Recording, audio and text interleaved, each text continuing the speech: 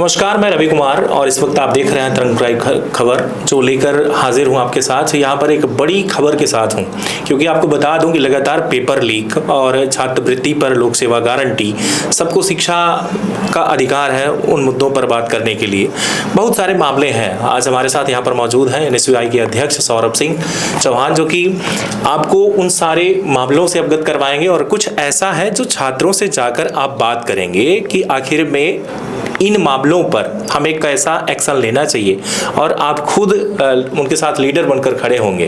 पहले तो धन्यवाद आप यहाँ स्टूडियो में। धन्यवाद आपको। आज किन मुद्दों पर पहल करने की बात रही आपकी कि किन किन मुद्दों पर आप जो है छात्रों से मिलेंगे? खासकर जो एनएसयूआई के अध्यक्ष होने के नाते तो वो बहुत सारे मुद्दे होते हैं, आज खास कौन से मुद्दे हैं वो आप बताएं। देखिए, आज जो हमारा प्रोग्राम था, हमने आज एक अभियान चालू किया, कैंपस चलो अभियान है, जिसका मुख्य उद्देश्य है कि छात्रों के बीच जाना है और छात्रों से के बीच रहकर उनके जो इश्यूज़ हैं उस पर बात करनी है। जैसे आज की डेट में जो हमारे यहाँ सबसे बड़ा मुद्दा है छात्र संघ चुनाव। क्यों छात्र संघ चुनाव होना चाहिए, क्या इसके बेनिफिट्स हैं, ये बच्चों को बताना और उन्हीं के साथ घूम घूम के पूरे कैंपस में घूम के सबसे मिल के इस पर डिस्कशन करना, ये हमारा इश्यूज़ है। उसके अलावा दूसरा प्रॉब्लम है हमारे यहाँ जो पेपर लीक हो रहे हैं, उसके लिए कि हम एक गारंटी चाहते हैं, लोक सेवा गारंटी, कि भाई साहब जो अगर कहीं से भी ऐसा कोई मामला होता है, अगर पकड़ा जाता है तो उस पर आप इतना ज़्यादा से ज़्यादा जुर्माना करो और लाइफ टाइम इम्प्रिजमेंट को उसके ऊपर कार्रवाई करो। ये हमारा दूसरा मामला है। तीसरा, जो बच्चों को एडमिशन में प्रॉब्लम हो रही, सबको शिक्षा और सबको शिक्षा, तो इसके लिए ना एडमिशन में जो शॉर्टेज हो रही सीटों की, इसमें भी हम चाह रहे हैं कि भाई आप जल्द से जल्द सीट बढ़ा के सबको एडमिशन दिलवाइए। उसके अलावा जो हॉस्टल कम पढ़ रहे हैं ST SC बच्चों के या फिर सामान्य वर्ग के बच्चों को, तो हॉस्टल की संख्या डबल की जाए। ऐसे इश्यूज़ हैं जो आज के डेट में हमको डिस्कस करना पड़ेगा बच्चों के बीच, क्योंकि छात्र संघ चुनाव पे सरकार ने रोक लगाया है। तो अगर चुनाव नहीं होता है तो डिस्कशन नहीं होता है कि प्रॉब्लम क्या चल रही है। तो इसलिए हमारी इन सारी मांगों को लेके एक अभियान चालू हुआ है, जिसको हम जल्द से जल्द हर कॉलेज में पहुंचाएंगे और इस अभियान को पूरा करेंगे। सौरभ, ये बताइए कि कुछ ही दिन पहले आपके इस कॉलेज परिसर के अंदर एक लड़की के साथ दुष्कर्म का मामला आया था, शायद आपको याद होगा। उस टाइम पर आप सभी ने प्रयास किया था कि वहाँ पर एक चौकी बननी चाहिए, पुलिस की एक निगरानी रहेगी, सुरक्षा रहेगा, CCTV कैमरा भी वगैरह लगना चाहिए। उस पल आपने जो ये कदम उठाया, अभी तक उसका खास कोई रिजल्ट देखने को नहीं मिला। देखिए, बहुत ही दुर्भाग्यपूर्ण है कि कुछ जो मुद्दे होते हैं ना, वो संगठन या फिर किसी भी पॉलिटिकल पार्टी से बढ़ के होते हैं, जिस पे आप लोग को चर्चा करनी चाहिए और सरकार को पहल करनी चाहिए। बिल्कुल, लड़की के प्रति दुष्कर्म जो हुआ था उसके खिलाफ सारे छात्र संगठन ने मिलकर विरोध किया था, पूरे समाज ने किया था, बिल्कुल कार्रवाई भी हुई थी। लेकिन ये हुआ क्यों, क्या कारण है? तो अगर कोई कारण समझ के आ रहा है आपको, तो उस पर काम करना चाहिए, ना कि हमको वेट करना चाहिए कि अगली बार कब हो जाएगा, फिर कब आंदोलन होगा। हमने मांग की थी कि भाई आप एक वहाँ पे पुलिस चौकी बनवा दीजिए, क्योंकि मुख्यालय का शहर का मुख्य कॉलेज है, जहाँ स्ट्रेंथ लगभग 4000, 6000, 8000 बच्चे रेगुलर आ रहे हैं। अगर ऐसा है, रिकॉर्ड है वहाँ का, कुछ न कुछ आपके ऐसी घटना हो जा रही है, तो हमने मांग की और लगभग जितने बार हमने ज्ञापन दिया है उतने बार हम बोले हैं कि भाई वहाँ पे एक चौकी आप बनवा दीजिए। चौकी नहीं बनवा पा रहे किसी कारणवश, जब तक नहीं बन पा रही तब तक आप पुलिस की गश्त चलवाइए वहाँ पे, क्योंकि 2-4 घंटे की तो बात है, 5 घंटे की। एक बार 11 बजे 10 बजे जब कॉलेज में बच्चे आ रहे हैं, एक बार जब जा रहे हैं, वो गश्त करा दीजिए तो शायद ये चीज़ें कम हो जाए। लेकिन बहुत ही दुर्भाग्यपूर्ण रहा कि जब आंदोलन होता है तो 1-1.5 महीने ये सारी चीज़ें होती हैं और उसके बाद फिर यथावत स्थिति बन जाती है और वैसा ही सरकार का काम रहता है। दूसरा, हमने बहुत दिनों से संजय गांधी कॉलेज में जो ग्राउंड है, प्ले ग्राउंड जो बना हुआ है, उस ग्राउंड में मैंने बहुत दिनों से बच्चों को ना क्रिकेट खेलते देखा, ना मतलब NCC की दौड़ भाग हुआ करती थी, वो देखने को मिल पा रहा है। मतलब कि एक किस दिशा में जा रहे हैं, क्योंकि ज़्यादातर ये देखा जाता है कि जो छात्र होते हैं मोबाइल की दुनिया में गुमसुम हैं, उसी की दुनिया से धीरे धीरे वो कहीं ना कहीं एक मौत की तरफ भागते देखे जाते हैं। ऐसे कई बार होता है जो कि मोबाइल में गेम खेलते हैं या फिर कुछ ऐसे ही बातचीत के दौरान कहीं ना कहीं वो डूब जाते हैं, जिसको लेकर के देखा गया। तो मैं अब खेल कूद भी कॉलेज में बंद हो चुका है। इस संदर्भ में कभी आपने प्राचार्य से बात किया कि इनको फील्ड का दौड़ दिखाइए, फील्ड का खेल दिखाइए, मोबाइल की दुनिया से बाहर आए, ताकि कुछ फिजिकल इनकी बॉडी और जो उनका माइंड है वो थोड़ा सा तंदुरुस्त हो सके? देखिए, मेरा तो ऐसा मानना है ना कि सारे बच्चे एक जैसे नहीं हो सकते हैं। अगर किसी के पेरेंट्स ये सोच रहे हैं कि सारे बच्चे हर बच्चा अधिकारी बन जाए, तो ये संभव नहीं है। किसी की रुचि पढ़ाई में होती है, किसी की रुचि स्पोर्ट्स में होती है, किसी की रुचि पॉलिटिकल फील्ड में जाने की होती है, कोई सिंगिंग में जाना चाहता है, कोई डांस करना चाहता है। तो सबका अलग अलग इंटरेस्ट होता है। और एक कॉलेज हो गया, स्कूल हो गया, तो ये सारी चीज़ें अवेलेबल कराई जाती है, क्योंकि किसी को नहीं पता बचपन से कि भाई मुझे यही करना है। बहुत सारे लोग अलग अलग फील्ड में आगे निकलते हैं। तो स्कूल कॉलेज का मतलब ये है कि सब चीज़ हम उपलब्ध कराएं, चाहे वो एजुकेशन का फील्ड हो, चाहे स्पोर्ट्स का फील्ड हो, चाहे आपका कोई भी प्रोग्राम है जिसमें आदमी पार्टिसिपेट करना चाहता है कल्चरल प्रोग्राम को लेके। लेकिन इन सब में काम नहीं हो रहा। कारण क्या, जैसे आपने पूछा कि प्लेग्राउंड कहाँ है, मैं आपको ज्ञापन अपने दिखा सकता हूँ कि मैं मांग किया था कि भाई साहब जो आपका प्लेग्राउंड है वहाँ पे बहुत टाइम तक सब्जी लग रही थी, आपने मंडी खोल दी थी वहाँ पे। उसमें जब हमने ज्ञापन दिया उसको बंद करें आप, तो इस समय वहाँ गाड़ी सीखी जाती है। शाम में सवेरे की किसी को ड्राइविंग सीखना हो तो आप उस ग्राउंड में आ जाओ, खेलने के लिए काम नहीं। उसका कारण क्या है कि आपके वो ग्राउंड कंट्रोल में है नहीं, क्योंकि आपने वो अतिक्रमण उसका अभी तक पूरा कर नहीं पाया है कि उसको आपने अपने कैंपस में ले लिया हो। दुर्भाग्यपूर्ण है, क्योंकि आपके पास ऑन पेपर सारी चीज़ें हैं, लेकिन आप अपना ही कैंपस नहीं बचा पा रहे हो, तो आप बच्चों को क्या बचा पाओगे। तो स्पोर्ट्स का कोई काम नहीं हो रहा। आप बताओ, मैं ये भी मांग किया था कि आप आउटडोर तो ठीक है, इंडोर ग्राउंड भी आप कुछ बनाइए। जैसे आपका बैडमिंटन हो गया, या फिर टेनिस हो गया, टेबल टेनिस हो गया, कई सारे इंडोर स्पोर्ट्स होते हैं। तो शायद बच्चे खेलेंगे तो उनका माइंड थोड़ा सा ना, जिसका मान लीजिए पढ़ाई में मन नहीं लग रहा तो फ़ोन में घुस जा रहा है, तो वहाँ अगर मान लीजिए पढ़ाई में नहीं बना तो कोई हो सकता है स्पोर्ट्स में बहुत आगे निकल जाए। आज देखिए, आज जैसे आपका जो टूर्नामेंट्स हो रहे हैं, कहीं ना कहीं बाकी सिटीज़ की तुलना सीधी बहुत पीछे है। उसका कारण क्या है कि हम उनको प्रोवाइड नहीं करा पा रहे हैं वो चीज़ें, वो एक कारण है। तो इस बारे में आपने डिमांड रखी थी लेकिन सुनवाई नहीं हुई? नहीं, बिल्कुल हमने मांग रखी थी। मैं ज्ञापन दिखा सकता हूँ आपको, मेरा स्पष्ट लिखा था उसमें कि आप अपना प्लेग्राउंड बचाइए, पहले अतिक्रमण में उसको हटवाइए और उसको अपने कैंपस में लिए, और साथ ही साथ उसके आप एक इंडोर ग्राउंड भी बनाने की व्यवस्था की जाए। दूसरा एक मुद्दा पिछले वर्ष भी आपने उठाया था, मझौली का जो सेंटर है, चूँकि लगभग 40 से 50 किलोमीटर की दूरी पे अगर देखा जाए मुख्यालय से मझौली कॉलेज सरकारी जो है, उसका सेंटर हमेशा से ही संजय गांधी बन गया है। पूरा जिले भर के लोग यहाँ आते हैं, टाइम भी लगभग 6 बज जाते हैं, 6 बजे तक पेपर ख़त्म होता है, फिर यहाँ से बसें मिस होती हैं, उसमें कई सारी लड़कियाँ लड़के होते हैं जो कि उनको भी एक बड़ी समस्या होती है। इस पूरे मामले पर भी मतलब एक बार ही आपने कदम उठाया, इसके बाद कोई सुनवाई उस पर भी नहीं हुई, तो क्या आपने कहाँ तक प्रयास जारी रहा आपका? क्या लगता है क्यों नहीं हो पा रहा है वो? नहीं, कारण है सब क्या है कि ये बिल्कुल ज्ञापन जो भी गए उसमें भी ये इशूज़ था, क्योंकि उन बच्चों के साथ मैं कलेक्टर साहब से भी मिल चुका हूँ। प्रॉब्लम ये है कि दूरी तो ठीक है, जैसे मान लीजिए किसी का यूनिवर्सिटी सेंटर दूर पड़ता है, लेकिन अब जब वहाँ पे चीज़ें अवेलेबल हैं, तो जैसे मान लीजिए अगर ना होती, आप करा रहे हो तो एक बार समझ में आता है कि एक नया कॉलेज खोलना फिर सेंटर बदलना ये बड़ा काम है। वहाँ पे कॉलेज अवेलेबल है, उसके बाद भी अगर आप 70-80 किलोमीटर किसी को बुलवा रहे हो, कारण क्या है कि कोई हो सकता है बेचारा गरीब है, और कभी कभी एग्ज़ाम आपको बताऊँ मैं अर्ली मॉर्निंग 7 बजे हो जाता है, मतलब उसको 4 बजे 5 बजे वहाँ से निकलना होगा, गाड़ी नहीं है उसके पास। और आप उस रूट में जिसे मझौली की बात कर रहे हैं उसमें कितनी बस चल रही है हम लोग जान रहे हैं ना, एक्चुअल चीज़ शायद दिन में 1-2 निकल जाती होगी। तो अर्ली मॉर्निंग आना और लेट नाइट जाना बड़ा कठिन काम हो जाता है, और यहाँ रह के एग्जाम देना भी बहुत कॉस्टली हो जाएगा आपके लिए कि भाई लगातार, अब ऐसा तो नहीं कि रोज़ के रोज़ पेपर है, आज एक पेपर है फिर एक हफ्ते बाद एक पेपर है, तो बहुत कठिन काम है।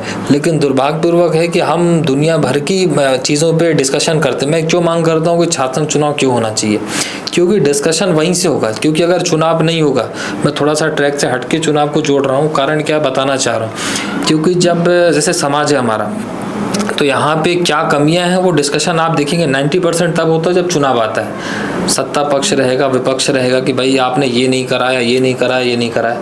लेकिन ठीक इसी प्रकार छात्र चुनाव को जब आप देखेंगे, जब वहाँ चुनाव होगा तो फिर वहाँ पे हम डिबेट करेंगे, भाई साहब आपकी सरकार थी, आपने ये काम नहीं किया है, मैं कराऊंगा, मुझे आप अध्यक्ष बनाओ, हमारे संगठन को बनाओ आप। तो वहाँ पे ना कंपटीशन होता है और वहाँ पे चर्चा होती है, और जब चर्चा होगी तो फिर वो सरकार के भी कान में जाएगी, क्योंकि वो भी चाहेगी कि मेरी जो छात्रिका है उसका नेतृत्व वहाँ कोई ना कोई करे। तो जब चर्चा होगी तब जब चुनाव होगा, तो कहीं ना कहीं चुनाव ना होने की वजह से बहुत सारे महत्वपूर्ण मुद्दे हैं जो दब जाते हैं, ये कारण है सब। कॉलेज का आखिरी चुनाव तो मुझे ये लगता है कि लगभग 2010-12 के आसपास ऐसा कुछ, 17-18, मतलब 18 के बाद से अगर बात की जाए तब तक चुनाव नहीं हो रहा है, 6-7 साल से लगातार। देखिए, चुनाव तो लगभग 15-20 साल से रोक दिया गया। क्योंकि एक दृष्टिकोण अगर देखा जाए तो यहाँ से कॉलेज से जनता यानी कि छात्रा और छात्र जो हैं वहाँ के, वो ये सीखते हैं कि राजनीति होती क्या है, हमें इससे फ़ायदे क्या हैं, नुकसान क्या है। कई ऐसे लोग हैं जो LLB करना चाहते हैं आगे चल के, कुछ ऐसे हैं जो कि राजनीति को समझना चाहते हैं, वो चीज़ें नहीं हो पा रही हैं। उसकी खास वजह क्या मानते हैं आप? मैं आपको बताता हूँ, थोड़ा सा इसको आप समझेंगे। आज के डेट में जो वर्तमान मुख्यमंत्री है मोहन यादव जी, वो खुद छात्र संगठन से निकले हुए नेता हैं। उनको छात्र राजनीति में बढ़ाया है। छात्र राजनीति से वो पहले प्रेसिडेंट बने थे, उसके बाद फिर उसी संगठन की राजनीति करते करते उच्च शिक्षा मंत्री बने थे, विधायक बने, उच्च शिक्षा मंत्री बने, आज के डेट में मुख्यमंत्री बन रहे। ठीक है, 70% नेता इसी राजनीति से निकले हुए हैं। जब मोहन यादव जी उच्च शिक्षा मंत्री थे, सीधी आए हुए थे, तब आप लोग ने उनसे एक सवाल किया था कि साहब ये चुनाव को लेके आपका क्या कहना। उस दिन हमारा प्रदर्शन था, जिस दिन उनको यहाँ आना था उसी दिन आपने पूछा भी था वीडियो वालों कि चुनाव को लेके आपका क्या सोचना है। उन्होंने कहा कि मैं तो खुद छात्र राजनीति से निकला हूँ, तो मेरा तो मानना है कि चुनाव होना चाहिए। लेकिन दुर्भाग्यपूर्वक है कि आज की डेट वो मुख्यमंत्री हैं, सारी पावर उनके पास है। उसमें तो आप शिवराज जी के कैबिनेट में मंत्री थे, आज तो आप खुद, आपकी कैबिनेट है। आप चाहें तो कल के कल अनाउंस करा सकते हैं कि भाई इस सत्र में छात्र संघ चुनाव होना चाहिए। अगर आप स्थानीय बात करेंगे, पूर्व विधायक सीधे से केदारनाथ शुक्ला जी उसी संजय गांधी बिल्डिंग से राजनीति किए हुए आज के डेट में 2-3 बार के विधायक बन गए थे। TRS चले जाएंगे, दाऊ साहब वहाँ से निकले।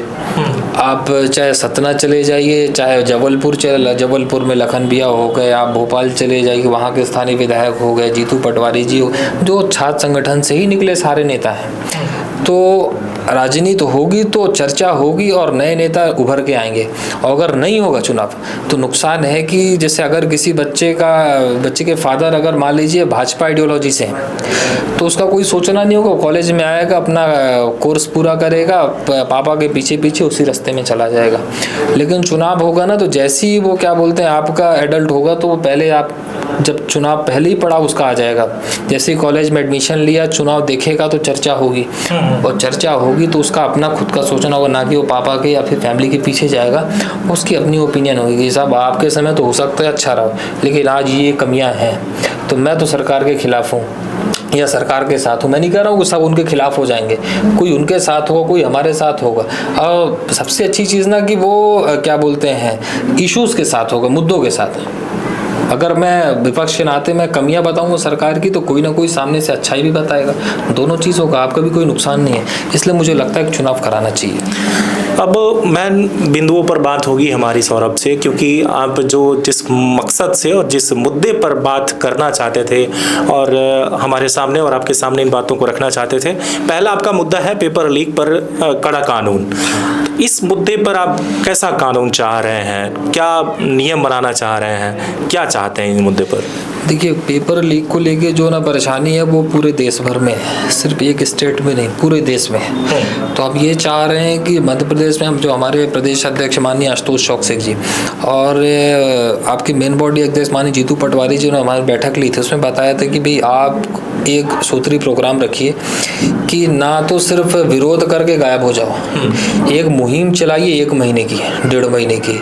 हो सकता है कोई 1 दिन इग्नोर करेगा, 2 दिन करेगा, 3 दिन करेगा, चौथे दिन तो सुनेगा यार क्या चल रहा है NSUI में। तो पेपर लीक को लेके हमारा बड़ा स्पष्ट मांग है कि भाई साहब अगर कोई कार्रवाई हो रही है तो उस पर जुर्माना कम से कम आप 1 करोड़ का लगाओ, क्योंकि ये बहुत बड़ा स्कैंडल है। एक पेपर ही 8-8, 10-10 लाख में बेचते हैं। नीट जैसे एग्जाम का पेपर अगर लीक हो जाए तो आप सोचिए किस रेट में बेचते होंगे। तो उनके ऊपर फाइन करिए, फाइन करने के साथ साथ लाइफ टाइम इम्प्रिजमेंट। लेकिन यहाँ पर आम जनता, आम स्टूडेंट का तो भारी नुकसान हुआ है, एक करके इतने फॉर्म भरा, उन्होंने तैयारी की, बिल्कुल बिल्कुल, यहाँ तक कि सुसाइड जैसे मामले बन जाते हैं। आप एक छोटा सा कैलकुलेशन लीजिए। अभी मैं देखा था कि यूपी का एग्जाम्पल दे रहा हूँ आपको। पुलिस की भर्ती आई थी, उसमें ना रिजल्ट आने के बाद उस भर्ती को रद्द कर दिया गया। अगर मान लीजिए आज की डेट में इतनी ज़्यादा बेरोजगारी है कि एक फॉर्म, मैं तो कहता हूँ कि प्यून तक का फॉर्म आता है ना, तो 30 लाख 40 लाख लोग अप्लाई करते हैं। अब 40 लाख उसका फीस कितना हुआ, मुश्किल से मान लो कम से कम आप दोगे तो भी 500-600 रुपये ले ही लेते हैं। बिल्कुल, पूरे हमने आप भरने से लेके सारी प्रक्रिया अगर ऑनलाइन सारा निकालो 1000 रुपये चला जाएगा। आप 50 लाख बच्चे का 1000 रुपये सीधे आप हटा दो, मैंने आप सीधे रद्द कर दिया। आपके लिए क्या है कि 1500 का तो नुकसान हुआ, लेकिन 50 लाख को 1000 रुपये से कैलकुलेट करो तो क्या कभी आपने सोचा कि वो फीस क्या सरकार वापस करती है? नहीं करती, वो चला जाता है चुनाव के चंदे में। कोई इस कैलकुलेशन को समझे। एक पेपर लीक होना एक बच्चे से आप नहीं सोचो, जब आप 50 लाख बच्चों को अगर 100 रुपये भी निकाल रहे हो तो कितना बड़ा अमाउंट हो जा रहा है। फिर उसके बाद आपने जो चुनाव को लेकर के कहा कि चुनाव के चंदे में चला जाता है, तो कांग्रेस और बीजेपी जो भी शासनकाल हो सभी में ऐसा अगर हो रहा है तो वहीं जाएगा चुनाव के चंदे में। देखिए मेरे लिए क्या है कि अगर मैं विपक्षी राजनीति कर रहा हूँ या फिर सत्ता पक्ष की राजनीति कोई कर रहा है, तो मैं क्या कह रहा कि मेरा कोई ऐसा नहीं कि मैं किसी का डिफेंड कर रहा हूँ या किसी पे आरोप लगा रहा हूँ। मैं अगर स्टूडेंट हूँ, मेरे को काम मिला है कि स्टूडेंट को क्या इश्यूज़ हो रहा है, तो मैं आरोप लगाऊंगा। अगर आज की डेट में भाजपा की गवर्नमेंट है तो मेरा डायरेक्ट आरोप होगा भाजपा के साथ, ये कभी आप ये लापरवाही कर रहे हो। फिर कल को अगर गवर्नमेंट बदलेगी तो वहाँ भी हमारी यही प्रक्रिया रहेगी, वहाँ जो गलती वो करेंगे। भाई जो मुझे रिस्पॉन्सिबिलिटी मिली है उसको आदमी पूरी करेगा। और लगातार आज क्या, जब से मैं जानने लायक हुआ हूँ तब से मैं तो भाजपा की सरकार देख रहा हूँ।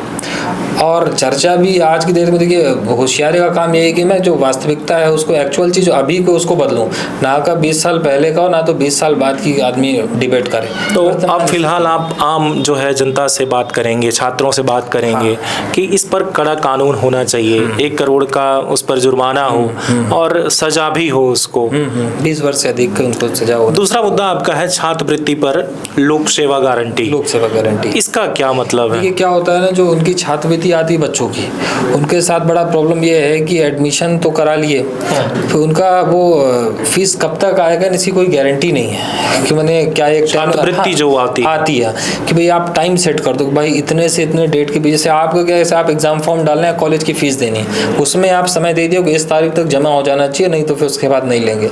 ऐसी इसकी भी एक डेट आप निर्धारित कर दो कि साहब इतने से इतने तारीख अच्छा डिमांड किया आपने, कितने में इतने मतलब डेट तक में हम पे कर देंगे, और नहीं कर पाएंगे फिर आप भी फाइन भरो। सबके लिए एक बराबर नियम होना चाहिए। बिल्कुल, नियम तो सभी के लिए होना चाहिए।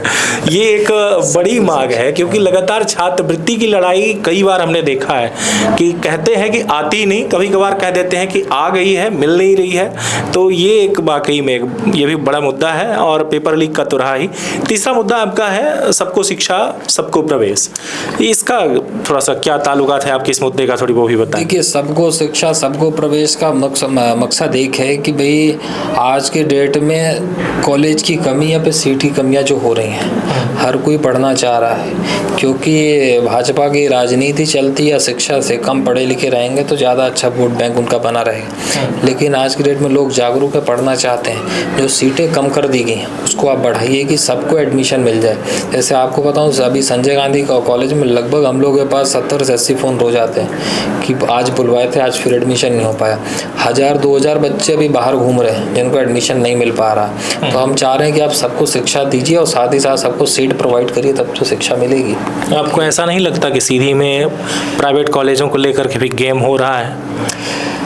देखिए अब सरकारी कैंपस है अपने पास, मैं सीट की क्यों मांग करता हूँ? मैं ये नहीं कह रहा आपके पास कैंपस नहीं है। प्रॉब्लम ये है कि कैंपस में हमारे, आपने एक बार कवरेज भी किया था कि हमारे यहाँ कैंपस में EVM मशीन रखी हुई है। तो मशीन रखने के लिए आप अपना अलग कहीं से आप बिल्डिंग बनवा लीजिए या फिर कलेक्ट्रेट में आप रखवा दीजिए। पढ़ाई में क्यों नुकसान करा रहे बच्चों का? उस कैंपस मैंने क्लासरूम को मैं खाली कराना चाह रहा हूँ, तो भाई अगर हमारे पास क्लास अवेलेबल है तो एडमिशन देने में क्या प्रॉब्लम है? और रही बात प्राइवेट कॉलेज की, तो उनका अलग प्लान है। हमारा गवर्नमेंट, भाई हर कोई चाहता है प्राथमिकता कि हमारे गवर्नमेंट कॉलेज में एडमिशन हो जाए, और जिसको अगर प्राइवेट लेना तो वो तो खुला हुआ है, जब चाहे तब ले सकते हैं। 5 साल बाद चुनाव होना है, EVM 5 साल तक रखा रहेगा तो एक भारी नुकसान भी कहा जा सकता है। बिल्कुल, मैं 20 साल से रखा हुआ है, ये अलग प्रॉब्लम है। 20 साल से आपने 10 कमरे हमारे हाईजैक करके रखे हैं, और उस वक्त बताऊँ आपको मैं कि जो वहाँ उसकी सिक्योरिटी के लिए पुलिस बल है वो लड़कियों के वॉशरूम में रहता है। ने जैसे वॉशरूम के बाहर कॉमन रूम होता है, वहाँ पे वो सोते हैं। तो मैं तो पुलिस की सेफ्टी चाह रहा हूँ, भाई साहब उनको वॉशरूम से निकाले कोई अच्छा कमरा दिलवा दीजिए। सेफ्टी के लिए अगर आप मशीन रखे हो तो मशीन आप कलेक्ट्रेट में रखवाइए या फिर कहीं भी रखवाइए, बहुत सारी गवर्नमेंट बिल्डिंग्स हैं, और उन बेचारों को वॉशरूम से बाहर कहीं रखवाइए। ये तो मेरी मांग है कि उनके लिए भी अच्छा है। छात्र संघ के चुनाव के बारे में तो आपने पहले ही बता दिया। चुनाव के लिए भाई हम लोग मांग कर रहे हैं और ये प्राथमिकता कर रहे हैं। नया सत्र चालू होने वाला है, डंके की चोट पे चुनाव होना चाहिए, जो जीतेगा तो अच्छी चीज़ है भाई, बच्चों के इश्यूज बाहर आएंगे। आपने छात्रों से बात किया कभी कॉलेज में जाकर कि चुनाव होना चाहिए? हमेशा हम लोग तो जब कभी भी जाते हैं, छात्रों के बीच में बैठते हैं तो हर विषय पे बात होती है। क्या सपोर्ट मिला छात्रों से आपको? बिल्कुल, हर कोई चाहता है। इवन मैं तो कहता हूँ रूलिंग पार्टी का छात्र संगठन भी चाहता है चुनाव हो। अब दिखाने के लिए, अब अंदर से मुझे नहीं पता कि नहीं चाहते हैं, लेकिन दिखाने के लिए सामने से वो भी कहते हैं कि चुनाव होना चाहिए। और मोहन यादव जी से बड़ी आशाएं हैं कि वो अब नया सत्र चालू हो रहा है, जल्द से जल्द सांसद चुनाव का आदेश करें कि 4 इस बार होगा। मतलब कुल मिला के छात्र से जो भी समस्याएं हैं छात्रों की, उन समस्याओं पर लगातार आप बात पर जुड़े रहेंगे? बिल्कुल। कब तक का ये रहेगा आपका? कितने, मतलब आपने बताया अभी कुछ 1.5 महीने, सीधी के जितने कॉलेज हैं सभी कॉलेजों में जाने का आपका उद्देश्य? हाँ, चाहे वो सरकारी कॉलेज हो, चाहे प्राइवेट कॉलेज, चाहे गवर्नमेंट कॉलेज जो भी हो, तो हर कॉलेज में हम जाएंगे, अपना मांग पत्र वहाँ पे सबको सर्कुलेट कराएंगे, भाई साहब ये हमारी मांगे हैं। उसके बाद हमारा ज्ञापन जाएगा प्राचार्य को कॉलेज के, उसके बाद हमारा ज्ञापन जाएगा वाइस चांसलर को यूनिवर्सिटी के, उसके बाद हमारा ज्ञापन जाएगा कलेक्टर के पास। उसके बाद हमारा जो अगला प्रोग्राम है वो रहेगा कलेक्टर के बाद स्थानीय विधायक को हमारी मांग पत्र सौंपना कि मैडम हमारी ये मांगे, इस पे आप काम करिए। और इन तीनों चीज़ों के बाद अगर यहाँ पे भी कार्रवाई नहीं होती तो हमने एक प्रोग्राम बनाया है कि हम आपको एक सिग्नेचर अभियान चलाएंगे, हस्ताक्षर अभियान, कि भाई साहब जी हमारी मांगे हैं, इसके साथ अगर आप समर्थन करते हो, सपोर्ट करते हो तो भाई एक आप हस्ताक्षर करके दो। और ये मांग पत्र, इसके बाद फिर हम अगला अपना ये मांग पत्र भेजेंगे पोस्ट के माध्यम से डायरेक्ट सीएम साहब को कि साहब ये हमारी मांगे हैं, हर जिले से जाएगा, इस पर आप थोड़ा सा काम करिए। घोटाले को लेकर के क्या लगता है आपको, ये कभी बंद हो पाएगा? घोटाले तो देखो साहब, ये तो सरकार की क्या बोलते हो उसको, समझदारी के ऊपर है कि इस पे क्या काम कर रहे हैं। अगर काम करेंगे तो बेशक रोका जा सकता है, और अगर उनका इन्वॉल्वमेंट होगा तो लगातार बना रहे, क्योंकि सरकार तो आप भाजपा चला रही है, अगर वो चाहेगी रोकना तो बिल्कुल रोक सकती हो, अगर वो चाहेगी इसमें संलिप्त रहना तो लगातार वो बना रहेगा। लेकिन विपक्ष पूरी तरह से तैयार है, लगातार उनकी नज़र बनी हुई है। जिस तरह पहले छात्र संगठन सड़कों पर संघर्ष करता था, पार्टियाँ आपकी सदन में संघर्ष करती थी, आज बड़ा अच्छा लगता है देख के जितना ही छात्र संगठन सड़क पर संघर्ष कर रहा है उतना हमारी सीनियर बॉडी भी सड़क पर संघर्ष कर रही। क्योंकि हमने अभी आपको मैं बताऊं कि मैं गया था सीएम हाउस के घेराव में, जिस तरह हम लोग के ऊपर लठ बज रही थी उस तरह हमारे जीतू पटवारी जी प्रदेश अध्यक्ष, उनके ऊपर भी लठ बजा था और उनको चोट आई थी।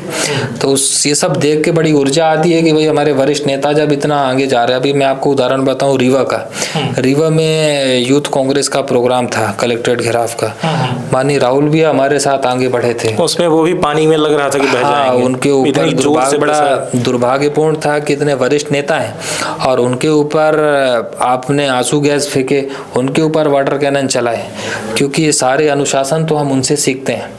और मैं तो क्यों नहीं कार्रवाई हुई सरकार की उन कलेक्टर के ऊपर पता नहीं क्यों, लेकिन बहुत दुर्भाग्यपूर्ण था और बहुत खराब लगा था हमें कि आज इतनी हिम्मत सरकार की पड़ रही है कि माननीय भैया साहब के ऊपर आप वाटर कैनन या फिर आंसू गैस चला रहे हो। कहीं ना कहीं मतलब एक राजनीति, गंदी राजनीति से कहा जा सकता है। गलत राजनीति है भाई। ये राजनीति से बढ़ के भी यही आप देखो कि कोई वरिष्ठ नेता है, उनके कहने पे सब रुका हुआ है, नहीं जो संख्या थी उस दिन अगर चाह लेते तो क्या नहीं कर सकते थे। लेकिन भैया साहब का अनुशासन है कि आदमी मर्यादा में रह के विरोध करता है। चलिए, इस पूरे मामले पर हम भी उम्मीद जताते हैं और ये भी चाहते हैं कि प्रशासनिक जो कार्यवाही होनी चाहिए वो तो होनी ही चाहिए, लेकिन साथ ही साथ आपका जो उद्देश्य है कि हम छात्रों से मिलें और छात्रों को पेपर लीक का मामला हो, चाहे छात्रवृत्ति का हो, चाहे सबको शिक्षा सबको प्रवेश की बात हो या छात्र संघ का चुनाव की बात हो, सभी मुद्दों पर आप खुद जाकर कॉलेज में सभी छात्रों से बात करने की बात कर रहे हैं कि हम वहाँ तक पहुँचेंगे। दूसरी बात, हमने खुद इस चीज़ को भी देखा, पूरा देश देख रहा है कि पेपर लीक की वजह से कई बार वो व्यक्ति जो लगातार चुनाव मतलब कि जो वो होता है, चुनाव होता है, चुनाव से ये राजनीति सीखता है और राजनीति के चलते इंसान कुछ आगे बढ़ना चाहता है। कुछ ऐसे होते हैं जो खेल के मैदान में खेलकर कुछ आगे बढ़ना चाहते हैं, तो कुछ ऐसे होते हैं जो तैयारी करते हैं कई सालों तक, फिर वो बैठते हैं कंपटीशन में और फिर उनका जब पेपर लीक हो जाता है तो वहाँ से वो हार मान जाते हैं कि सरकार हमारी नहीं सुनती, पेपर फिर से लीक हो गया, और एक बार नहीं, ये कई बार हो चुका है। सबसे बड़ा मुद्दा बन चुका है जिसमें आपने लिख दिया है कि दोषियों को 20 वर्ष की जेल होनी चाहिए और 10 करोड़ रुपए का जो है तो जुर्माना होना चाहिए। यानी कि इस बड़ी मांग है ये। अगर वाकई पर ऐसा ये मांग के अनुसार अगर बात की जाए कि अगर किसी तरीके से सुप्रीम कोर्ट ने इस बात को मान लिया, एक्सेप्ट कर लिया, तो शायद ही किसी की हिम्मत होगी कि जो छात्र पढ़कर जा रहा है उसे और उसके कैरियर से कोई छेड़खानी कर सके। लगातार बने रहें तरंग 24 न्यूज़ के साथ। और कोई बात हो जनता के लिए या फिर छात्रों के लिए तो संदेश देना चाहें तो बताएं। देखिए, मेरी एक ही मांग है कि आप छात्रों के प्रति, मैं एक छात्र का नेतृत्व कर रहा हूँ, छात्र संगठन का, तो मेरी मांग है कि भाई आप छात्र के इश्यूज़ पे लगातार जुड़े रहें और जो सरकार की गलत नीतियाँ हैं, जैसे उदाहरण के तौर पे न्यू एजुकेशन पॉलिसी, अगर उससे आप सेटिस्फाइड नहीं हैं, और भी बहुत सारी चीज़ें हैं जो हमारे मांग पत्र में, अगर इसके साथ आप समर्थन कर रहे हैं और सरकार का विरोध कर रहे हैं, तो लगातार हमसे जुड़ें और इस प्रदर्शन को जितना ज़्यादा हो सके मजबूती दें और आगे भी सरकार के साथ विरोध करने में हमारा सहयोग करें। बहुत बहुत धन्यवाद।